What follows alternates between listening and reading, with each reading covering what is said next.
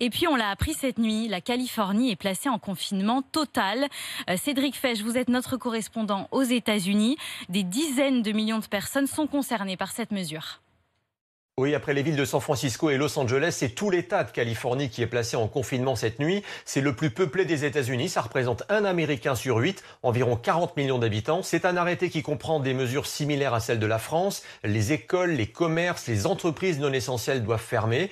Pour le moment, le gouverneur ne pense pas avoir besoin de la police pour faire respecter la mesure. Il compte sur la discipline des habitants pour se limiter à leurs sorties indispensables.